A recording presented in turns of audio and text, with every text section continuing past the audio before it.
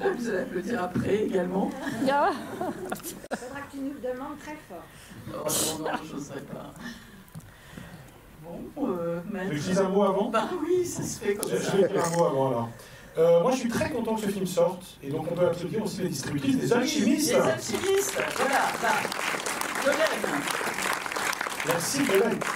Je suis très content parce que donc, ce film a préexisté à sa sortie salle. Il était disponible à la télévision, sur Arte, puis sur la plateforme d'Arte. Et qu'en fait, c'est un film pour le cinéma aussi. Prodigieusement intelligent, je trouve. Et donc, voilà, quand on a su qu'il allait être disponible, mais qu'il allait aussi être accessible pour les salles de cinéma, nous faisons partie des 25 salles qui avons la chance d'accueillir Dominique. En voisine aussi. Pourquoi? Voilà, et je suis aussi content que la chef opératrice, Karine Aulnet, soit présente. Et la dernière compagne de Chris Marker, Catherine Belzeca. L'héroïne de l'école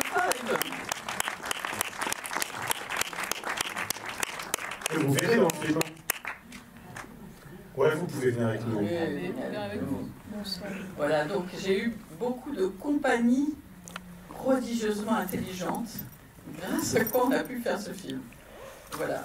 Je suis censée dire quelques mots. Hein. Tu peux, c'est comme tu veux. Hein. Tu as le droit aussi au traditionnel bonne projection, on en parle après. Ça. Non. Ah non, tu vas pouvoir dire mieux que ça. Oui, je crois. Non, bonne projection, je veux pas parler avant le film, tout ça.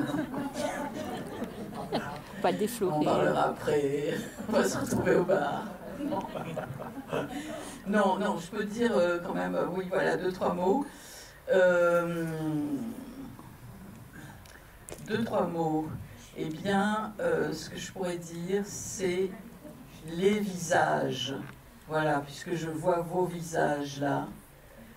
Et je crois que, voilà, ça c'était quelque chose que je n'avais pas vraiment imaginé en concevant au départ le projet de ce film. Je n'avais pas en tête que ce serait à ce point un film de visage. On a eu la chance de filmer le visage de Catherine, mais d'autres visages. Et ça, c'est vraiment arrivé en cours de route. C'est-à-dire qu'au départ, mon cousin, vous connaissez l'histoire, vous n'êtes pas là par hasard, mon cousin reconnaît ses parents dans le 5e plan de la jetée.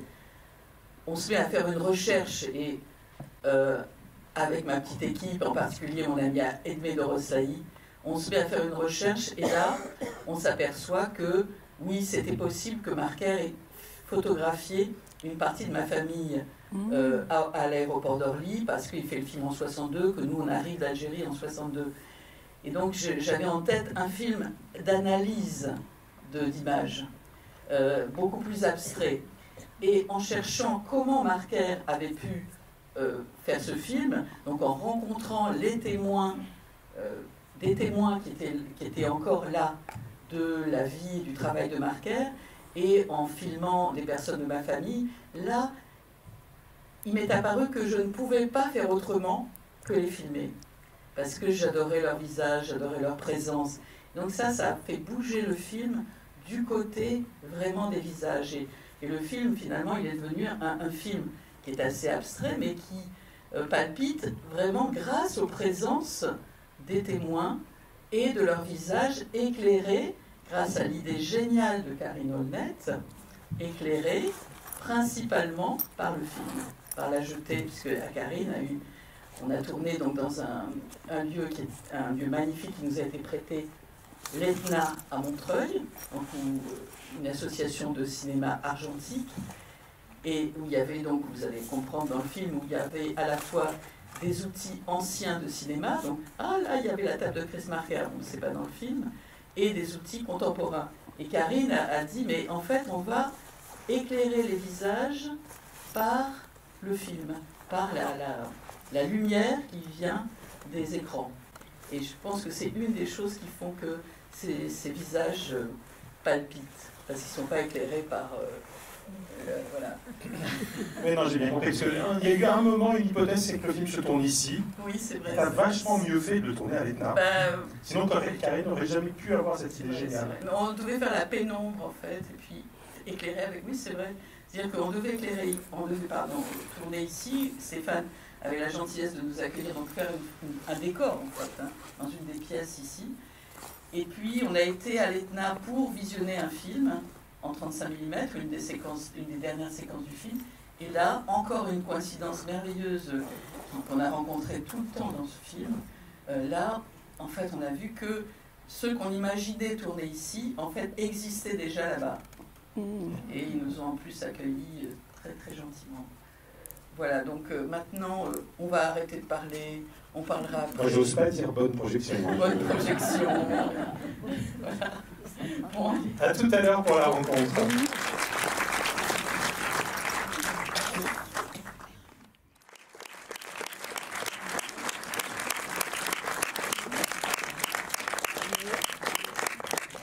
Dominique Cabrera.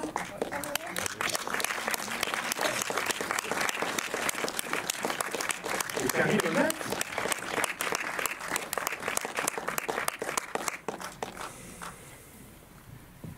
Bon, tu as dit 2-3 choses avant que la projection ne commence. Voilà.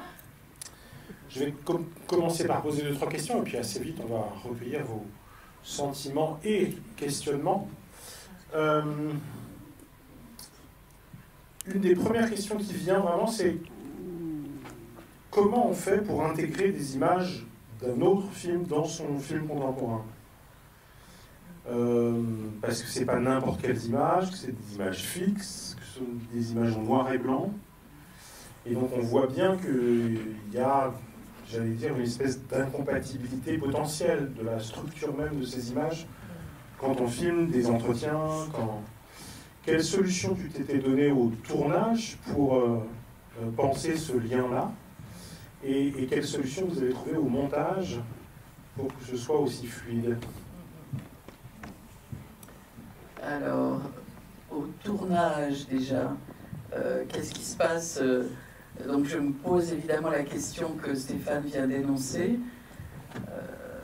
C'est plutôt même une sorte de peur en fait, puisque on l'a jeté, vous en avez vu quelques extraits, et sûrement peut-être certains connaissent ce film. Vous avez senti, compris que c'est un film extrêmement dense, mystérieux, comme une sorte d'ovni en fait. Hein. C'est un film qui ne se laisse pas pénétrer. C'est un film magnifique. Et en noir et blanc, image fixe, et effectivement, je me disais que c'était presque impossible de mêler des images documentaires, vous imaginez si on filme là, avec ces images fictionnelles tellement intimes et extraordinaires de la jetée. Et à ce moment-là, je me suis souvenu d'un film de Chris Marker qui s'appelle 2084, un court-métrage que vous pouvez trouver très facilement, que Marker fait, c'est une commande de la CFDT pour le centenaire du syndicalisme en 1984. Et Marker imagine faire un film imagine un film qui aurait été fait pour le bicentenaire du syndicalisme, c'est-à-dire en 2084. Et il tourne ce film dans une sorte de salle de montage, salle de projection, où des images sont convoquées comme dans une chambre mentale, et où on imagine les options de l'avenir, l'option rose et l'option noire. Vous imaginez l'option noire, et l'option rose existe aussi, je tiens à le dire. Donc, l'option progressiste, quoi. C'est un très très beau film, et il se trouve que, en fait, c'était dans ces années-là que je connaissais un peu Marker à Iskra, donc qui était la société de production avec laquelle j'ai fait mes premiers films, qui avait été fondée par Chris Marker, Agnès Varda et Alain Resnais pour faire un film qui s'appelle Loin du Vietnam, film collectif. Donc mon premier film, je l'ai fait à Iskra, et à ce moment-là, j'ai eu la chance de croiser Marker, et au moment en particulier où il faisait 2084, qui est un film qui lui avait été commandé par l'intermédiaire de Jean-Pierre Thorne, que certains d'entre vous connaissent ici, parce qu'à ce moment-là, Jean-Pierre Thorne était conseiller audiovisuel pour la CFDT. Et c'est lui qui, connaissant Marker, a fait l'intermédiaire entre le syndicat et Marker pour l'invention et mise en œuvre de ce film. Et c'est d'ailleurs le dernier contact que j'ai eu avec Jean-Pierre. Il m'a rappelé cette histoire que j'avais oubliée.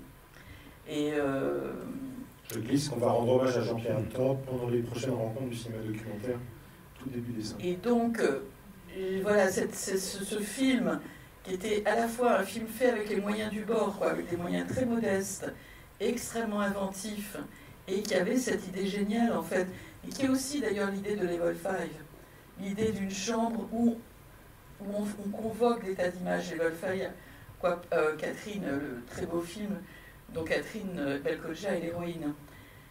Donc voilà, cette idée m'est revenue à l'esprit, et c'est là que j'ai pensé que j'allais faire le film dans une ambiance dans une ambiance qui me permettrait de faire en sorte que les images d'aujourd'hui soient monochromes, enfin soient tirées vers le monochrome, de façon à pouvoir les mélanger avec l'image noir et blanc, et à créer aussi autour du film une forme de silence, en fait, autour du film de Marker, une forme de silence qui était le silence de la salle de montage, de la salle de projection, où les inconscients se rapprochent. En fait, j'ai lu un article qui expliquait que dans la salle de cinéma, je ne sais pas si tu connais ça, salle de projection, en fait, les inconscients se mettent ensemble, en fait. Vous voyez, il y a une forme de... c'est pas seulement qu'on sent les autres, c'est que physiquement, on se met au diapason. Voilà. Vous savez peut-être, par exemple, que quand on fait du montage, les femmes qui font du montage avec une monteuse pendant pas mal de temps, au bout d'un moment, leurs règles deviennent...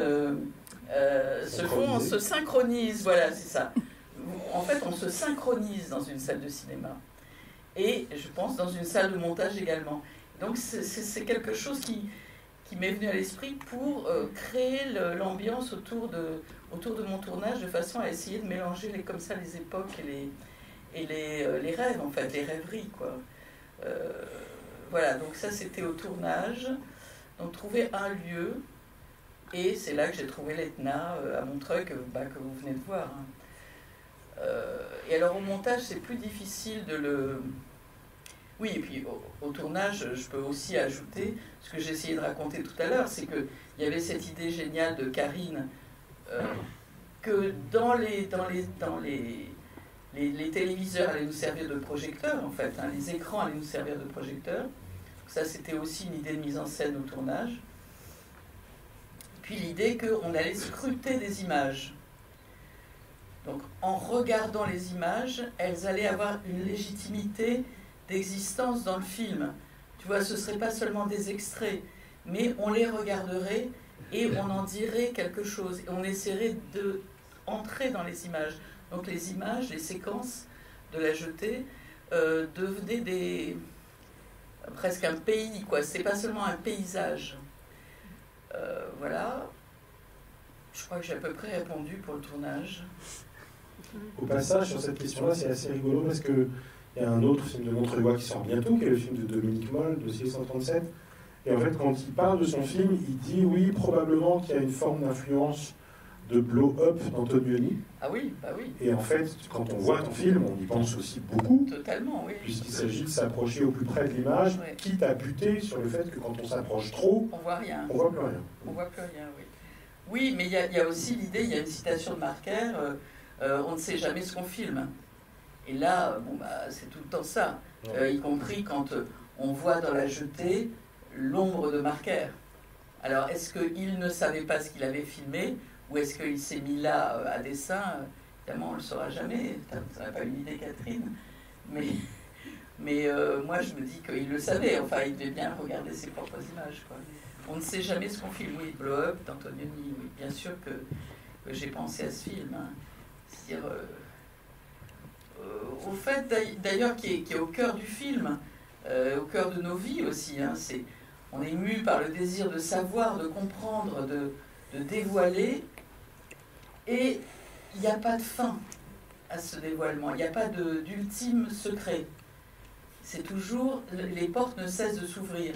Et c'est quelque chose qui a été, d'ailleurs, une grande difficulté dans l'élaboration du film. Et puis un vertige aussi.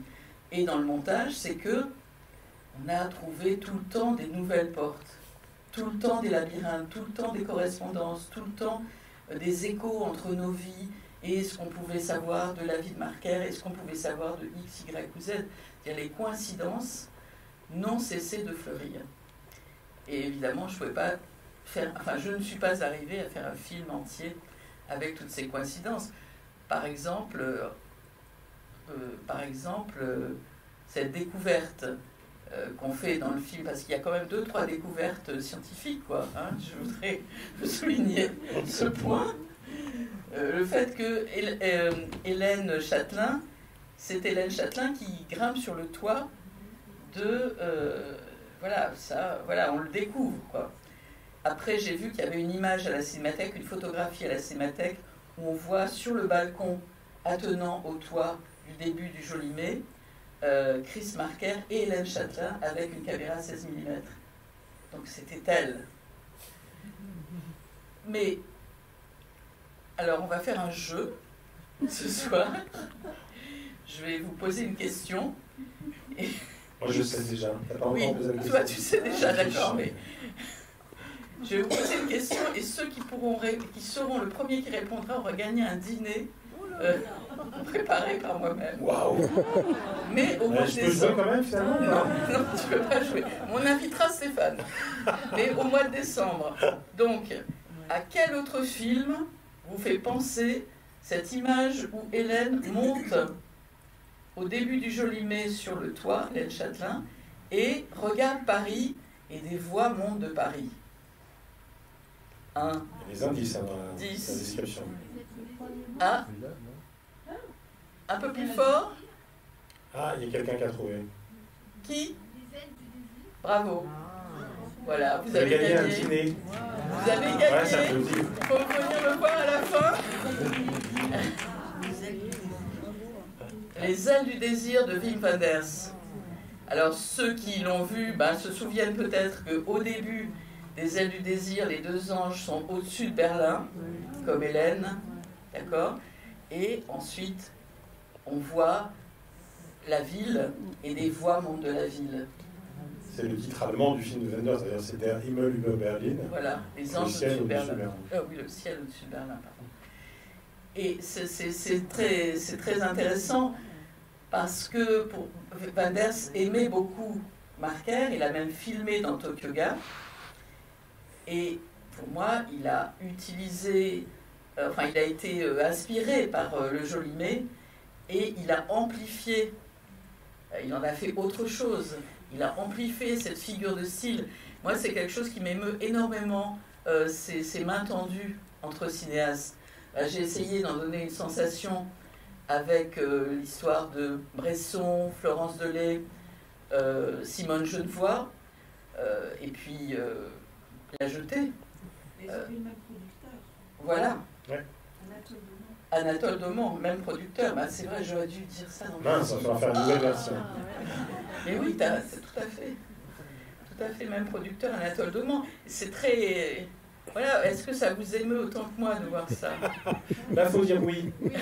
Même s'il n'y a aucun dîner à la clé. Non, mais franchement, je trouve ça vraiment assez merveilleux, en fait, ces circulations souterraines. C'est comme Vertigo. Ah, voilà.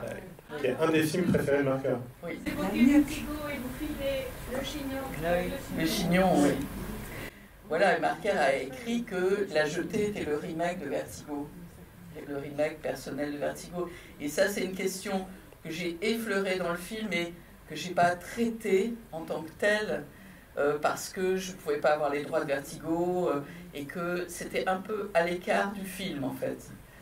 En tout cas, je ne suis pas arrivée à le traiter davantage, mais je l'ai fait effectivement avec le chignon de Alice et puis avec le petit gâteau de ma mère. Mais ce sont des choses qui sont arrivées... comme ça, quoi, hein, le petit gâteau traditionnel pied noir, voilà, c'est vrai que c'est le chignon de Vertigo. Et les plantes de Los Angeles, là, les travelling. Voilà.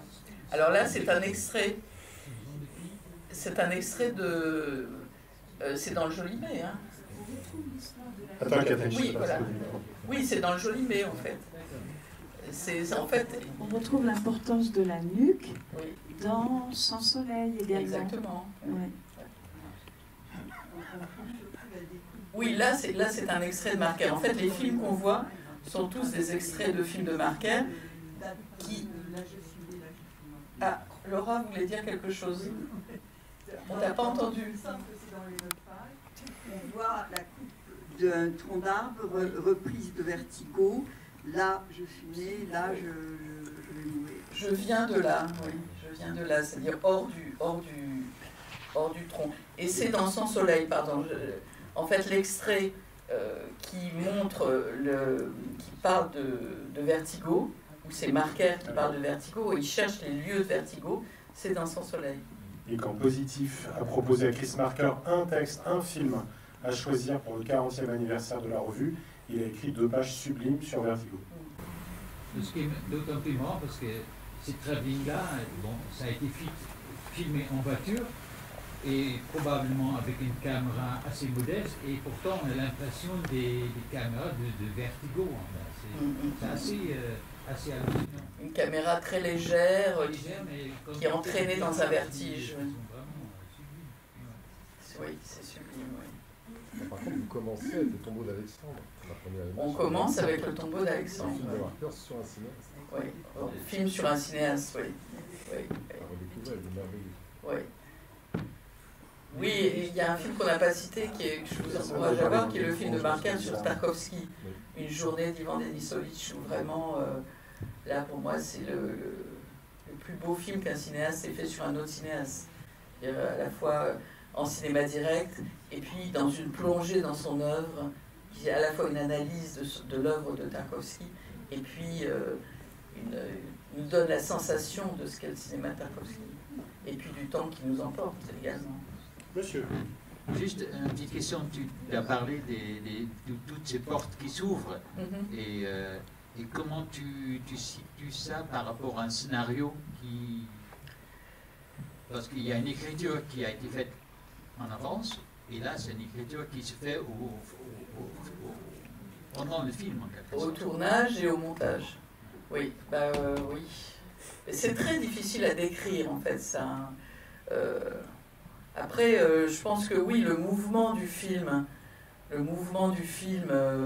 il était assez clair dans mon esprit, d'essayer de s'approcher de quel type de mise en scène pouvait faire Marker pour la jeter, d'essayer d'être très modeste et concret et factuel en fait, avec des éléments que je pouvais éventuellement filmer ou retrouver.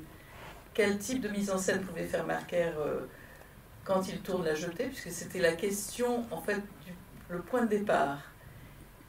Le point de départ, c'était est-ce que cette photographie pouvait avoir été prise? Donc, comment est-ce que Marker pouvait faire des photographies pour la jeter? Donc, aller de ce côté-là. Et ça, c'était une forme de scénario. Et qu'est-ce que ça me disait, moi, de l'histoire de ma famille, du temps qui passe, et puis du cinéma, en fait, tout simplement. Et après, c'est ce que j'essayais d'expliquer tout à l'heure, le fait de rencontrer des témoins a fait que ça a été plutôt ça associé à ce que eux avaient à dire eux-mêmes, quoi.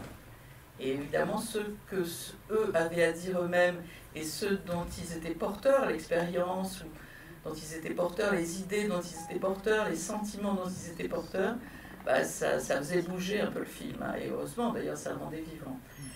Et puis après, au montage, donc Dominique Barbier et Sophie Brunet ont beaucoup œuvré pour que ce film soit clair, et ça a été très difficile pour nous, enfin pour nous trois, quoi. Et j'espère que c'est rendu assez clair pour vous. C'est-à-dire d'essayer de faire des strates, en fait, de sens, de le mêler à des strates de poésie, d'association d'idées, d'images, et que il y ait quelque chose qui soit suffisamment clair, même pour des personnes qui n'aient pas vu la jetée, pour que ça puisse leur dire quelque chose, quoi. Alors, je ne sais pas, on a vraiment essayé d'aller le plus loin possible de ce côté-là, et j'espère toujours que ça va atteindre les spectateurs, quoi. Évidemment, j'en sais rien. Très difficile. Ah oui, merci, oui. Très difficile. L'unité de lieu m'a beaucoup aidé, je pense. l'unité de lieu, les voix, les visages, puis ce qu'il y avait dans la tête de toutes ces personnes, en fait, dans leur esprit, je veux dire. Puisque toutes les personnes qu'on convoque et qui veulent bien venir nous parler soit de Marker, soit de l'histoire de ma famille, bah, ils sont synchronisés d'une certaine façon. Je pense qu'ils sont synchronisés par le lieu, ils sont synchronisés par la petite équipe autour d'eux, ils sont synchronisés par quelque chose que je dois avoir dans l'esprit, qui fait que ça va ensemble, en fait. Ça va ensemble. Il y a quelque chose, il y a un mouvement d'ensemble qui existe dans le fait de tourner. C'est difficile à décrire, ces trucs-là. Et qu'on a cherché à rendre visible et à associer au moment du montage. Voilà, à peu près ce que je peux répondre là maintenant. Et la musique également, c'est-à-dire qu'il y a une musique originale composée par Béatrice Thirier, une musique originale qui est un thème très très simple, qui se construit et qui se déconstruit en fait. Et je pense qu'on est pas mal aidé dans tout ce cheminement par cette musique qui nous prend par la main, qui nous emmène, qui nous perd, qui nous ramène. Voilà, parce qu'il y a beaucoup de digressions dans le film. Il y avait des digressions dans les films de Marker, c'est quelque chose que moi j'admire énormément, cette façon de faire une digression qui nous ramène à une question posée. C'est quelque chose que j'ai essayé de faire avec beaucoup de difficultés et qui était quelque chose, effectivement, où j'ai beaucoup craint de perdre le film, quoi. Parce que les digressions faisaient partie du sujet. L'association d'idées, d'images, les coïncidences, c'est des digressions. Donc voilà, comment faire un film qui soit assez direct tout en se laissant porter par les digressions de la mémoire et de l'inconscient. En tout cas, c'est très très réussi. Hein. Moi, j'ai trouvé ça vraiment très réussi, donc je vous dis merci. Je voulais vous raconter une petite histoire. Nous, quand on est arrivé à Montreuil, en face de chez nous, il y avait un café Kabyle, et il y avait Belmondo qui venait parfois manger le couscous le vendredi, parce qu'il y avait un des gardes du corps qui était de Montreuil. Et il venait et les gens faisaient. Alors le patron Kabyle se débrouillait toujours pour nous dire quand est-ce qu'il viendrait. Donc les gens venaient et à chaque fois les gens faisaient la queue pour voir Belmondo et à chaque fois ils disaient, vous savez, dans les Morphalous, la scène où fumait la maison derrière, c'est la maison de ma tante. Le café là dans Flic ou Voyou, c'était le café que tenait mon père quand on est arrivé à Paris. Et c'était incroyable. Les gens venaient raconter ces histoires à Belmondo, qui avait fait un AVC, qui à chaque fois il disait, ah ça alors. Donc le cinéma c'est ça en fait, c'est que dès qu'on est dans un film, le film devient un chef-d'œuvre en fait. Donc vous le racontez merveilleusement. Vraiment, merci beaucoup. Oui, mais là c'était vraiment un chef-d'œuvre. Si tu veux, c'était ça le problème pour moi. C'était comment faire un film avec la matière d'un chef-d'œuvre et pas m'écraser complètement au sol. Madame. Ah oui, moi ce que j'ai bien aimé, c'est que c'était un peu des néophytes, puisque les personnes de votre famille ne sont pas, même s'ils avaient une incohétence avec l'image, la photographie, c'est ce qu'ils disent, oui. Et des professionnels, donc des néophytes parlent du cinéma un peu, ils vont chercher l'image de manière très fine, très fouillée, et des professionnels du cinéma parle de l'intimité et de la famille en fait, et c'est peut-être ça dont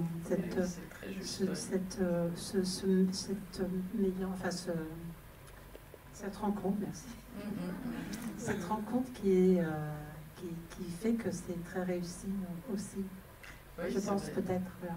C'est vrai. Et ça, c'est une surprise. Ça, c'était une surprise. Ça, c'était la surprise du tournage. C'est-à-dire que la situation de mettre toutes ces personnes devant des images et de les filmer et de demander à Karine de passer parfois, vous avez vu qu'il y a des plans, en fait, des panneaux. C'est-à-dire qu'à certains moments, Karine allait passer du visage de la personne filmée à l'écran. Donc, et réciproquement, en fait.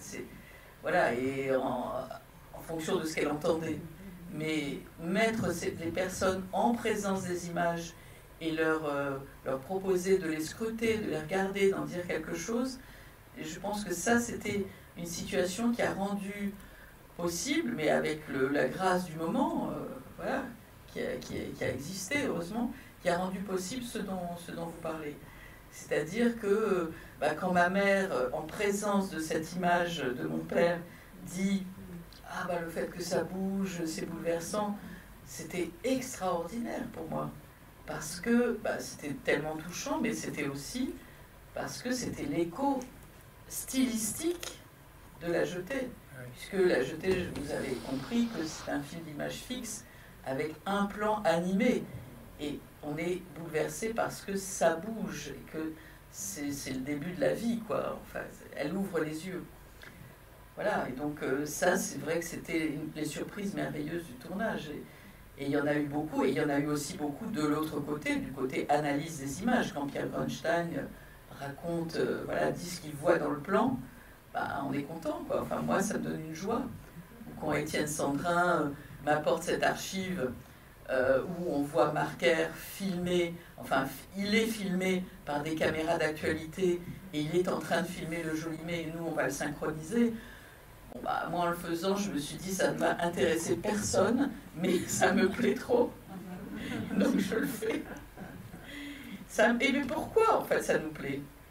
Pourquoi ça nous plaît? J'ai montré le film à Abbeville, à Monsieur et Madame Tout-le-Monde, dans un festival, et il y a une dame, je lui dis, bon, mais alors, qu'est-ce qui vous a plu dans le film, puisque ça a l'air de vous avoir plu? Et elle m'a dit ça, elle m'a dit, quand on voit Chris Marker filmer le Jolimet. Et là, quand même, c'était extraordinaire. Et pourquoi ça nous plaît? Enfin, en tout cas, moi, j'ai mon avis, ça m'intéresserait d'avoir le vôtre, encore un dîner. Si tu fais ça dans les 35 salles où tu fais des débats, t'es pas sorti de l'auberge. Donc oui, pourquoi ça nous plaît? En fait, moi je peux vous donner ma réponse, ça m'intéresse d'avoir la vôtre. Moi je crois que ça nous plaît parce que on désire fondamentalement que les morts redeviennent vivants. Et que là, quand on voit ça, il y a quelque chose de ça. C'est-à-dire que Étienne Sandrin, on lui envoie cette archive et elle prend vie. C'est-à-dire elle prend vie parce qu'elle est mise en relation avec ce que Marker a filmé ce jour-là. Et donc, la sensation de vie du cinéma, c'est-à-dire qu'on est là, vous êtes là, vous venez de voir le film, sur la surface de l'écran et la surface de rencontre des morts et des vivants dans la salle et des morts sur l'écran. C'est-à-dire que dans le contact de vos yeux avec l'écran, vous vous synchronisez avec ceux qui sont projetés et qui ne sont plus.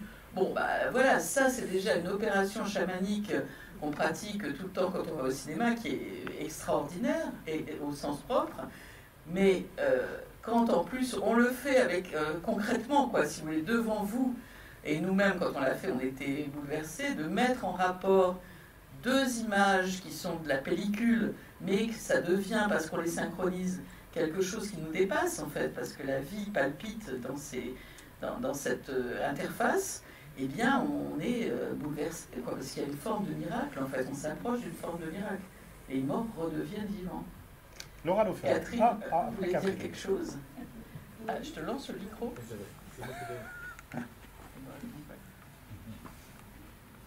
Merci. Oui, à propos de ce que tu dis et de la question que tu posais, je réponds. Effectivement, moi, ça m'a bouleversée de voir... la trouvaille d'Étienne Sandrin, qui nous ramène ce petit morceau d'archive où on voit Chris filmer. Évidemment, ça nous parle, cette génération, Sharon. Oui.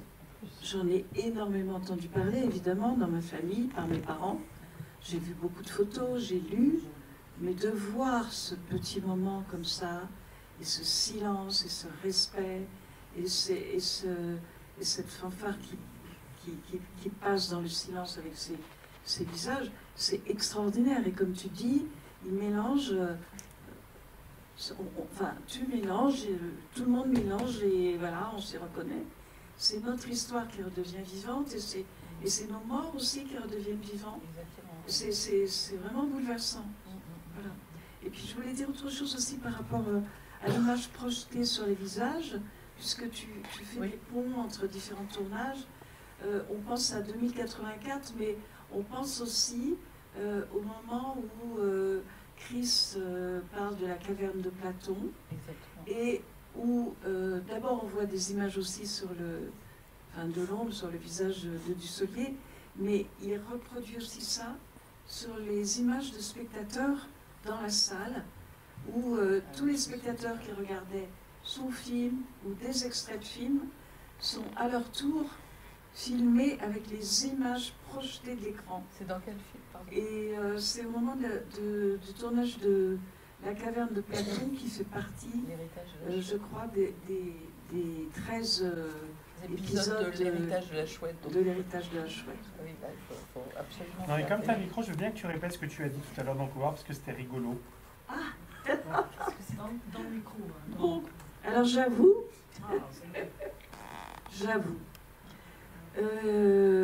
Alors j'adore Dominique.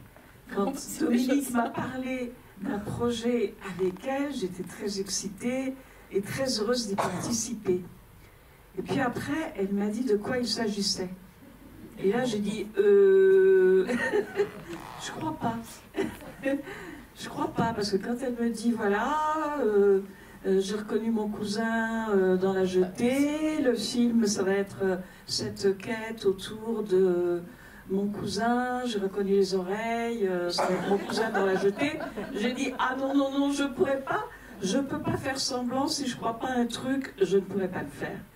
Et puis, on s'est revus, et puis c'est vrai que j'avais envie de faire quelque chose avec Dominique, et je me suis dit, bon, allez, pour Dominique, je vais le faire, même si j'y crois pas trop, on va voir, on va faire comme si, j'aime bien croire, voilà. Et en fait, j'adore ce film. J'adore ce film parce que c'est un pont entre le cinéma, entre les souvenirs de famille, entre des morceaux d'histoire heureux ou malheureux, entre les rapatriés d'Algérie et puis le drame de Charonne et où tout le monde a souffert énormément. Et donc ça reconstruit cette partie de notre mémoire où on souffrait de part et d'autre. Et en même temps, on rit beaucoup dans ce film, on rit vraiment. Et c'est de l'humour avec un humour savant, subtil, à partir d'analyses filmiques très fines. Et à la fois, c'est rigolo, on ne se prend pas au sérieux, mais en même temps, c'est extrêmement pertinent. Donc voilà, je ne regrette pas d'y avoir été en me disant mais elle est complètement folle. Merci beaucoup. Laura Lofer. Oui, ben, là tout a été dit en fait par Catherine, c'est-à-dire que toutes les ramifications, c'est un film au départ de la trace quand même. Oui. Je trouve que c'est un film de la trace. Et en général, quand on cherche on cherche des preuves matérielles, hein, mais là, ça croise de l'intime, l'histoire familiale, de la grande histoire, etc. etc.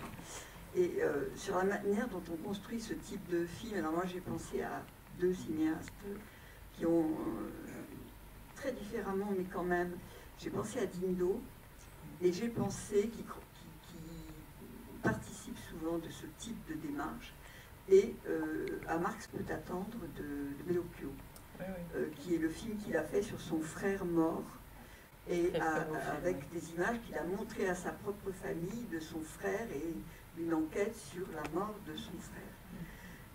Je trouve que ça croise ce type de cinéma. Et alors, dans la manière dont ça se construit, il y a une formule qui m'est revenue, même si c'est un cinéaste qui travaille pas le micro comme ça. C'est le hasard objectif de Rouch. C'est-à-dire le hasard, avec l'intuition. Rouch disait, on ne peut pas prévoir, surtout le cinéma comme celui de Rouch, donc on n'écrit pas au préalable. Et ce qu'il y a à filmer vient au fur et à mesure qu'on construit l'enquête, qu'on cherche et qu'on trouve. Et c'est ce qui se passe ici. Et donc j'ai pensé à cette formule du hasard. Alors, lui il disait hasard objectif, mais enfin c'est une formule que j'aime bien. Et voilà. C'est très très juste. Ça a été dit par Catherine, hein, sur les niveaux qui se rencontrent et qui se croisent, de l'intime, de la grande histoire et du travail analytique sur l'image. Mais c'est très juste ce mot-là. Je ne connaissais pas du tout cette citation de Rouch, mais c'est vrai que c'est comme. Mais je pense que dans nos vies, on l'utilise en fait. Tout le monde utilise cette sensation de préscience de ce qui va se passer. que nos actes construisent quelque chose à quoi le monde répond, ou oui ou non, ou peut-être, et voilà, on n'est pas... Ça vient des surréalistes. Ah oui, c'est vraiment intéressant de chercher là autour. Tanguy Perron. Juste une remarque pour prolonger la remarque de la dame d'Abbeville. De qui, pardon? Ta spectatrice d'Abbeville qui disait qu'elle était très touchée par le fait qu'il reconnaisse Marker, Chris. C'est un hommage à deux fantômes, mais c'est l'opération chamanique du cinéma.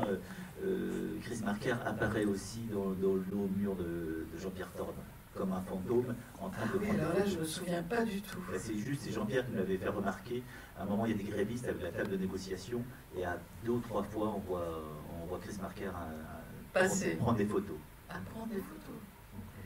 Donc, parce que vous avez compris que Marker n'aimait pas être pris en photo, et qu'on utilise ses photographies, et donc maintenant il y a beaucoup de photographies qui sont sorties, enfin on peut les utiliser, et moi je voulais qu'on puisse s'approcher de quelque chose de Marker, mais ne pas, ne pas aller contre ce qu'il avait demandé, quoi, qu'il n'y ait pas de photo de lui. Et donc j'ai été tellement contente quand on a découvert l'ombre de Marker dans la jetée, parce que là, voilà, quoi, j'avais le droit. Et quand Costa Gavras m'a donné l'image de dos de Marker sur la place rouge, parce que là, il me semblait que j'avais le droit aussi, puisque c'était son ami Costa qui l'avait faite, qu'elle avait été publiée, qu'il était de dos comme dans le 5e plan, et dans l'archive. C'est-à-dire que quand Étienne Sandrin a apporté cette archive et qu'on a pensé qu'on allait pouvoir la synchroniser sur le Jolimet, là j'ai pensé que j'avais le droit aussi d'utiliser cette archive et pas toutes les photos que j'aurais pu utiliser pour donner une sensation de cet être, quoi, dont on parle forcément. Donc il me semblait que c'était bien d'en donner une forme d'idée, quoi, de sensation, de sentiment. Et j'ai eu la chance comme ça de pouvoir rencontrer ces 3 occasions, d'en donner une idée, quoi. Sinon, je ne sais pas trop ce que j'aurais fait. Madame, de nouveau. Il y avait sa main dans les Wolfsburg. Oui, moi je voudrais revenir au fait que vous aviez regardé les avions arriver de la jetée. Est-ce que c'était que dans le désir de reconnaître des connaissances, ou est-ce qu'il y avait aussi une dimension un peu, c'était Orly, c'était le nouvel aéroport, c'était un lieu de promenade un peu consacré, parce que ma famille aussi, mon frère aussi, avec mon père, nous aussi on vient d'Afrique du Nord, donc mais on n'a jamais parlé du fait qu'on pourrait reconnaître des gens qui arrivaient, mais davantage. Mais c'était en 62 aussi. C'était dans ces années-là, je pense, peut-être un petit peu après. Et donc, est-ce qu'il y avait une dimension, aussi, est-ce que dans votre famille, avec cette dimension? Oui, enfin, bon, après, c'était il y a très longtemps. Hein. Ouais. Mais, enfin, ce dont je me souviens de cet été-là, c'est d'ailleurs un peu ce que dit, je ne sais plus si ma mère le dit dans le montage, là, mais bon, en fait, ils avaient 28 ans, ils étaient là avec leurs enfants à Paris, ils sont arrivés avant l'indépendance, donc dans un autre mouvement. Et voilà, c'était Paris, quoi. Ils venaient d'un tout petit village, vous l'avez compris. C'était Paris et Orly. Voilà, il y avait à la fois beaucoup de tristesse. C'est quand ma cousine dit on entendait nos parents pleurer. Ben oui, beaucoup de tristesse et de douleur. Et voilà, vous imaginez. Mais aussi une forme de joie, quoi, d'être dans la capitale et les années 60, Orly, cette architecture. Enfin, vous voyez, quoi, ça existait. Oui, ça, je me souviens de quelque chose comme ça, oui. Mais aller à Orly pour attendre, voir les visages de ceux qui arrivent, oui, ça, j'en ai là, pas le souvenir exact, mais la sensation, oui, très forte. L'avion, enfin, pour moi, c'est très fort. C'est pour ça, d'ailleurs, que j'ai fait ce film, je pense. Enfin, c'est net, il me semble, quand on le voit. Si mon cousin s'était reconnu dans n'importe quel film, j'aurais pas été mise en mouvement comme ça pendant toutes ces années pour essayer de faire ce film. Et là, c'était un nœud tellement extraordinaire d'écho avec notre propre vie, avec mes sensations, mes sentiments d'enfant, quoi. Et il y a l'enfant de la jetée, enfin bon, voilà, il y a tellement de correspondances qui se sont ouvertes à ce moment-là. Mais ce que dit Laura du hasard objectif et du travail des surréalistes, je pense qu'il faudrait creuser un peu là autour, mais c'est vrai qu'il y a quelque chose là comme un nœud inconscient. Est-ce que c'est de Marker qui a fait écho à un nœud inconscient de ma vie, de nos vies, et qui a fait que ça ne pouvait pas... J'étais obligée d'essayer de faire ce film, d'avoir cette occasion. Et ce point de départ avait effectivement quelque chose de léger, là je ne sais plus qui a dit ça, quelque chose de léger qui permettait de convoquer les témoins, y compris les témoins de ma famille, dans quelque chose d'assez léger au départ. Ah, Jean-Henri s'est reconnu dans un film de Marker. Quelque chose d'assez léger, presque comme une plaisanterie, qui recouvrait quelque chose de grave et qui était même un moment fondateur, parce que toute leur vie, ils ont fait référence à ce moment-là, l'année 62.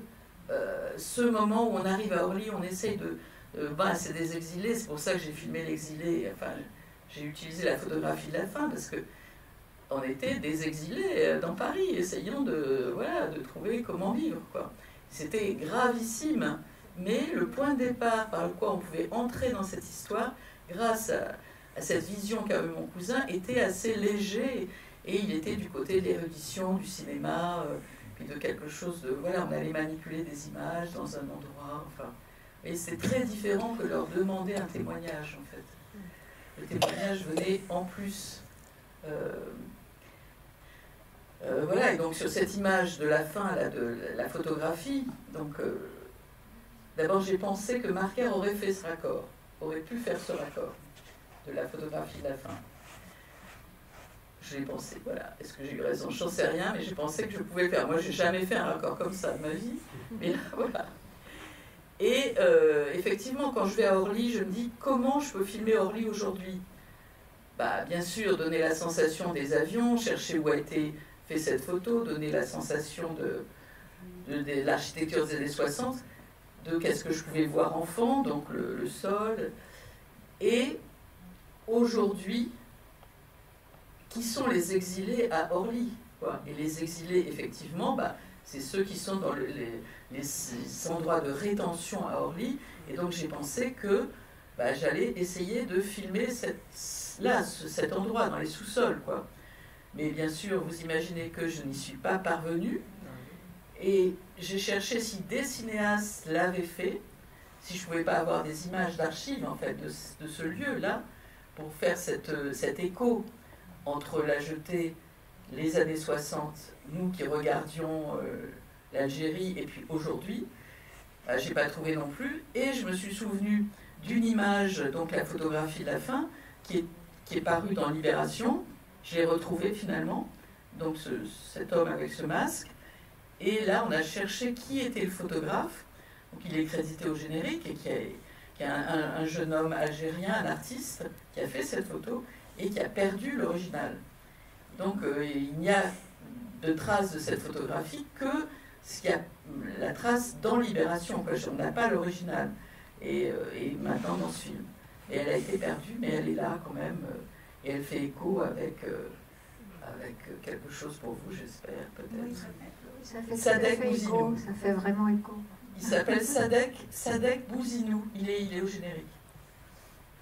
Je voulais dire en effet que ça fait vraiment écho parce que ton film, je sais pas qui parle. Ah oui. Il est complètement personnel par plein de côtés et il est complètement universel aussi, et il rappelle, tu viens de le dire, politiquement bien sûr, ton image de fin, mais aussi 62, Charonne, mais aussi 62. Et là, moi j'avais un souvenir, alors quand tu parles de léger, beaucoup plus léger, de Orly, parce que nous n'étions pas rapatriés, mais mes parents adoraient, et évidemment j'allais avec eux.